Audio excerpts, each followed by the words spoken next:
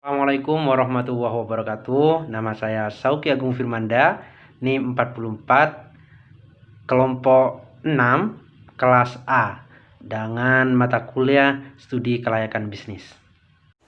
Assalamualaikum warahmatullahi wabarakatuh. Saya Wafi Nur Azhar Madani, NIM 46.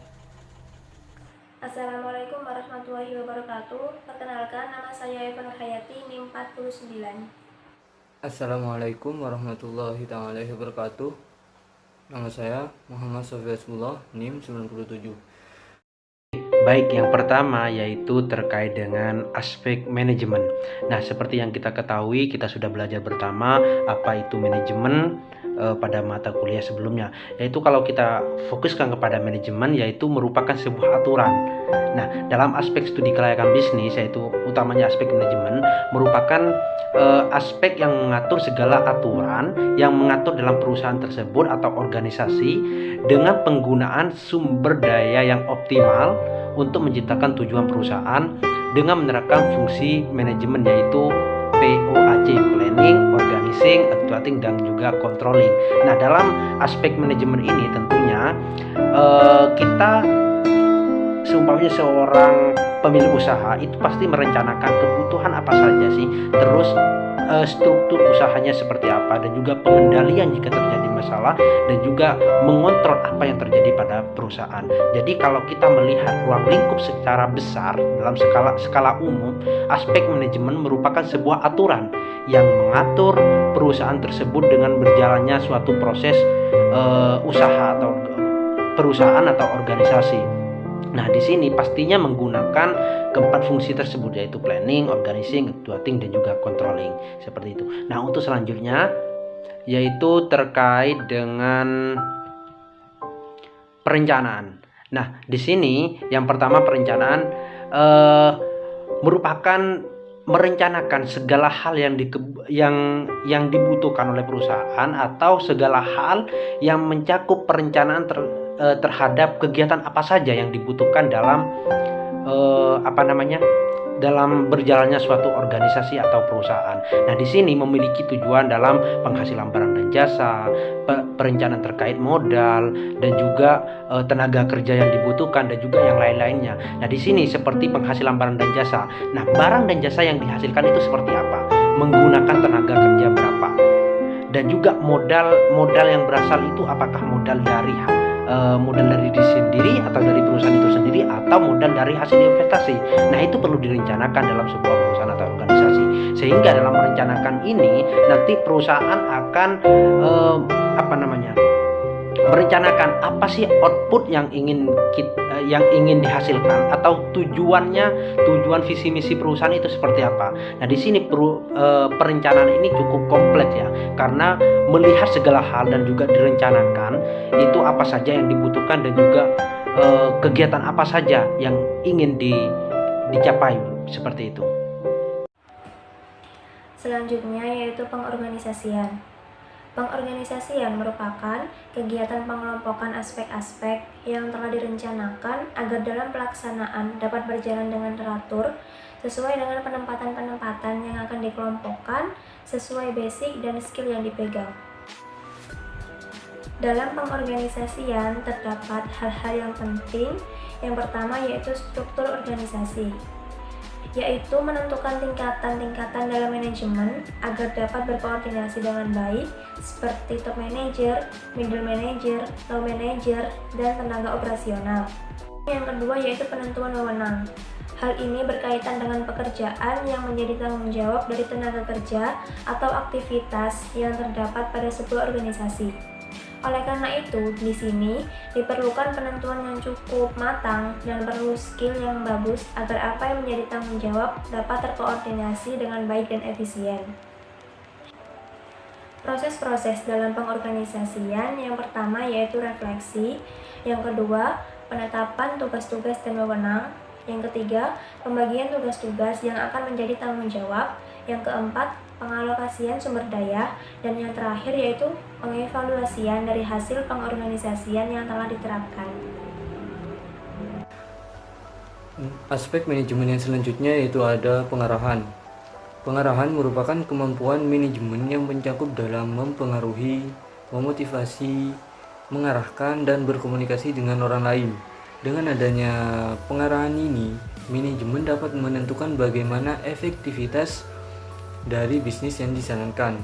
Dengan adanya sebuah pengarahan yang baik, maka bisnis yang dijalankan oleh perusahaan akan semakin baik dan kinerjanya akan semakin diperhitungkan.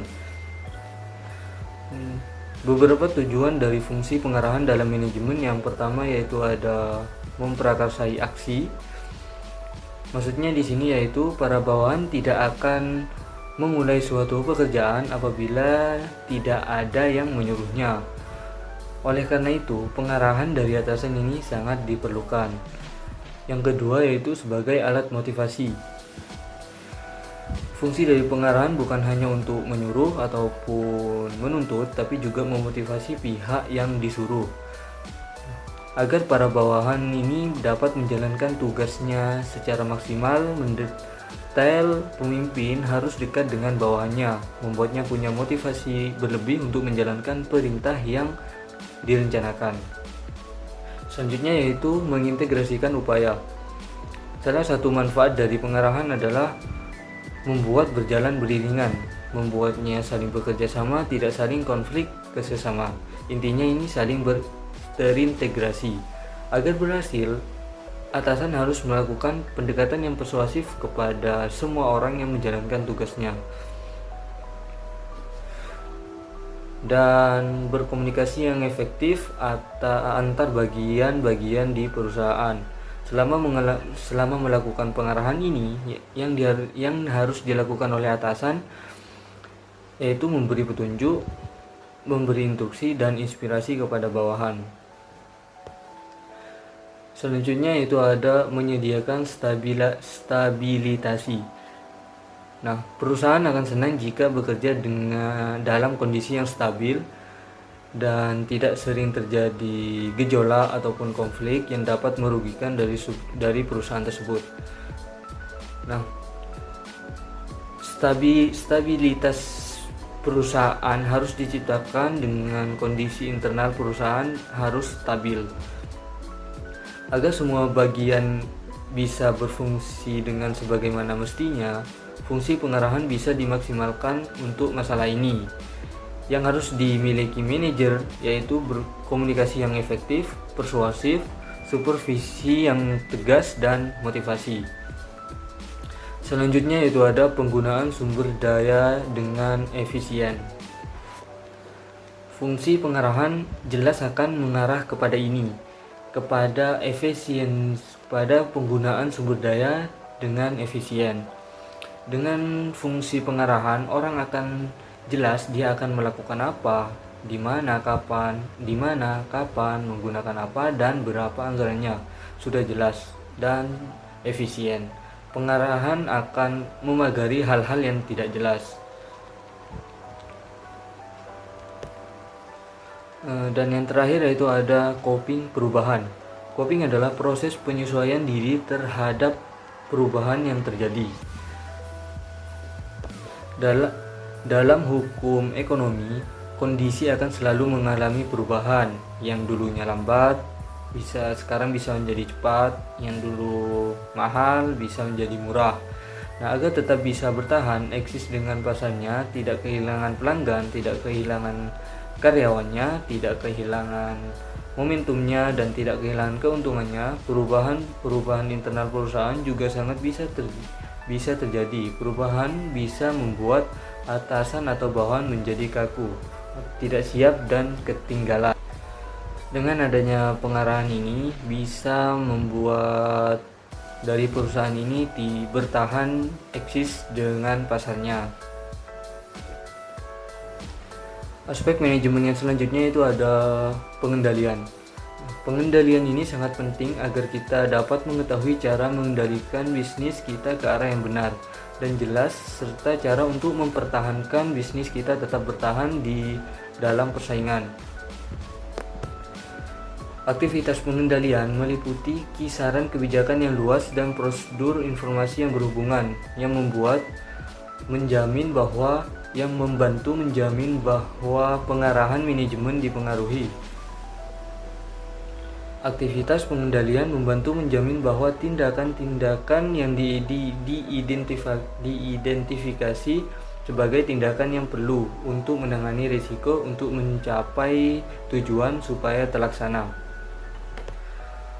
Untuk unsur sistem pengendalian internal yaitu ada 4. Yang pertama ada struktur organisasi, yang kedua ada sistem otorisasi dan prosedur pencatatan, yang ketiga itu ada praktik yang sehat, yang keempat itu karyawan yang mampu melaksanakan tugasnya.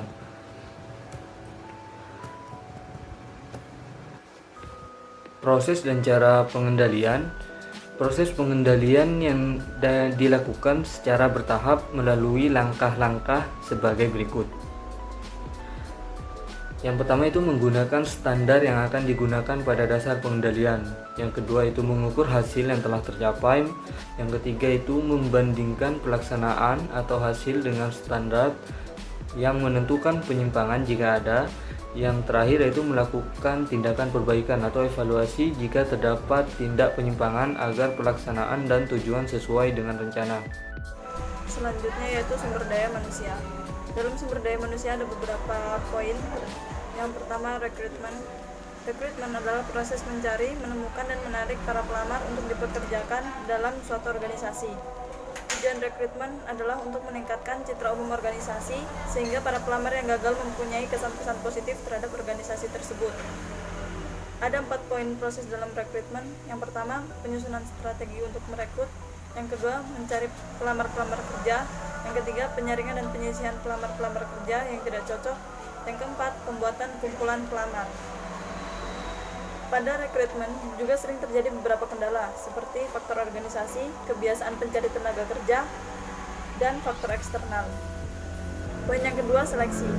Seleksi adalah proses meneliti dan memilih dari sekelompok pelamar yang didapatkan dari berbagai sumber untuk mendapatkan pelamar yang paling sesuai dengan posisi yang ditawarkan. Tujuan seleksi adalah mendapatkan tenaga kerja yang berbakat untuk memangku suatu jabatan tersebut.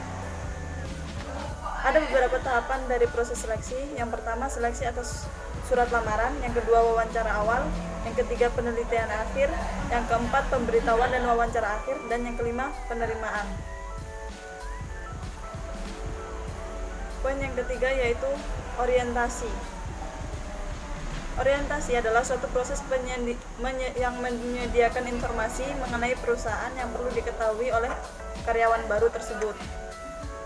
Tujuan orientasi yang pertama, karyawan dapat beradaptasi dan berinteraksi dengan kondisi lingkungan baru yang dimasuki. Yang kedua, karyawan dapat memahami organisasi dan budaya perusahaan. Yang ketiga, sebagai bekal untuk karyawan sebelum bertugas di tempat kerja. Yang keempat, membuat karyawan merasa diterima dan menjadi bagian dari tim dan perusahaan. Dan yang kelima, menghindari terjadinya permasalahan yang mungkin terjadi saat karyawan baru menerima tugas dan tanggung jawab dalam pekerjaannya. Poin yang keempat, analisis pekerjaan. Analisis pekerjaan adalah suatu proses pengumpulan dan pemeriksaan aktivitas kerja pokok serta kualifikasi pekerjaan seperti keahlian, pengetahuan, kemampuan pengalaman, serta sifat individu lainnya yang dibutuhkan saat melaksanakan pekerjaan. Analisis pekerjaan menyangkut 3 hal. Yang pertama, deskripsi pekerjaan, yang kedua, spesifikasi pekerjaan, dan yang ketiga, standar kinerja. Manfaat dari analisis pekerjaan yaitu penyusunan kepegawaian, penyusunan desain organisasi, perencanaan kinerja, suksesi manajemen, pelatihan dan pengembangan SDM, karir, dan evaluasi pekerjaan. Poin yang kelima, pelatihan. Pelatihan bertujuan untuk mempertahankan penguasaan berbagai keterampilan dan teknik pelaksanaan kerja untuk kebutuhan sekarang. Poin yang keenam yaitu kompensasi. Kompensasi merupakan sesuatu yang diterima karyawan sebagai balas jasa untuk kerja mereka. Kompensasi bertujuan untuk memotivasi pekerja agar mencapai tingkat prestasi yang diharapkan oleh perusahaan. Balas jasa yang diterima oleh karyawan dibagi menjadi 2, yaitu imbalan yang bersifat finansial dan imbalan yang bersifat non-finansial. Poin yang ketujuh, kesehatan dan keselamatan kerja. Agar pembinaan dapat berjalan dengan baik, maka dapat dilakukan hal sebagai berikut. Yang pertama, tanamkan dalam diri karyawan keyakinan bahwa mereka adalah pihak yang paling menentukan dalam pencegahan kecelakaan.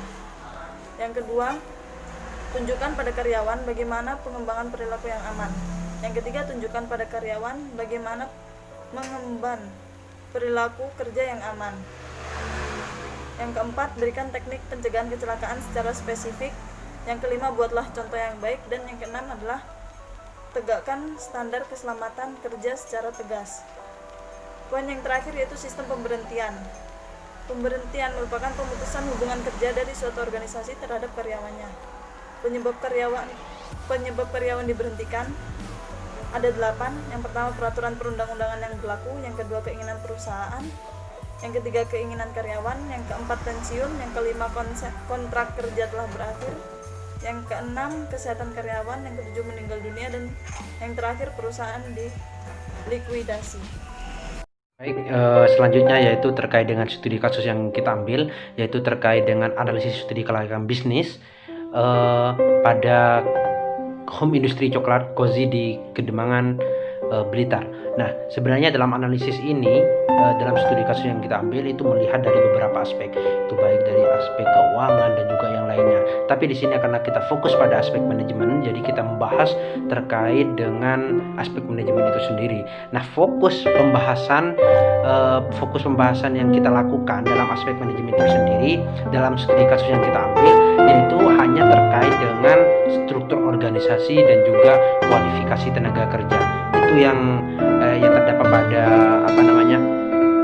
studi kasus yang kita ambil. Jadi dalam studi kasus tersebut hanya membahas dalam aspek manajemen, dalam struktur organisasi maupun dalam jumlah kualifikasi tenaga kerja. Nah, dilihat dari struktur organisasinya itu sangat sederhana, di mana struktur organisasinya itu dilaksanakan secara lini saja. Artinya mudah dilakukan, seperti di situ ada pimpinan usaha, di bawahnya ada low manager atau yang mengatur dari tiap-tiap divisi, dan juga ada kepala-kepala tiap divisi. Nah, sedangkan divisi dalam perusahaan tersebut hanya ada divisi pengembangan, divisi produksi, dan juga divisi pemasaran. Nah, di sini tugasnya itu sudah dijelaskan dalam struktur organisasi tersebut, bahwa dalam pimpinan usaha yaitu mengatur jalannya usaha, mengatur dalam yang hasil laporan dari low manager, sedangkan dari kepala divisi nanti ada tenaga operasional yaitu menerima laporan juga, sehingga di situ ada mekanisme pekerjaan yang telah ditetapkan dalam perusahaan. Tapi di sini hanya menjelaskan struktur organisasinya saja. Yang kedua yaitu jumlah tenaga kerja. Nah, di sini kualifikasi tenaga kerja itu terdapat 11 orang pekerja dengan pendidikan SMA dan juga sarjana. Nah, divisi pengembangan sendiri ada 2 orang, sedangkan divisi produksi 3 orang, divisi pemasaran ada 4 orang, terus kualifikasinya itu yang SMA 5 orang dan juga sarjana 6 orang. Jadi dalam organisasi tersebut sudah dikualifikasikan antara SMA dan juga sarjana dengan SMA 5 orang dan juga sarjana sebanyak 6 orang. Dan di situ juga dikualifikasikan kebutuhan tenaga kerja yang dibutuhkan oleh perusahaan dalam tiap divisi. Nah, yang ketiga yaitu sistem pengupahan dan pelatihan. Nah, di sini berbeda-beda. Yang pertama, untuk divisi produksi dulu. Nah, itu cara pengupahannya itu yaitu bonus per unit. Itu yang cukup menarik karena di situ pengupahannya itu bukan ditetapkan dari perusahaan, tapi di situ ditetapkan dari tiap divisi. Untuk produksi itu bonus tiap unit, sedangkan divisi pemasaran itu menggunakan sistem bagi hasil dari hasil penjualan, maksudnya itu nanti penjualannya berapa, nah itu akan dibagi hasil. Terus dari divisi pengembangan yaitu sistem royalty. Itu jadi intinya dalam pengupahannya itu berbeda-beda tiap divisi seperti itu. Nah, sedangkan untuk pelatihan itu sendiri, sistem pelatihannya itu memberikan pelatihan khusus dari tiap divisi tersebut, khusus dalam setiap pekerja berupa training dan juga yang bersifat non formal. Artinya dimanapun pada kegiatan produksi dalam perusahaan tersebut itu pasti ada kegiatan-kegiatan training itu secara non formal, itu langsung tahap pada pengaplikasian, bukan hanya teori saja, bukan cuma standar teori yang harus dipahami, tidak, karena di sini non formal artinya kita langsung mengaplikasikan dalam penerapan pelatihan tersebut, sehingga dalam tiap divisi pengembangan, divisi produksi maupun divisi pemasaran tahu langsung apa yang harus dilakukan oleh tiap divisi tersebut, seperti itu. Mungkin cuma itu dari kami. Sekian presentasi kami. Mungkin dari teman-teman ada yang mau ditanyakan, saya persilakan. Kurang lebihnya kami mohon maaf. Assalamualaikum warahmatullahi wabarakatuh.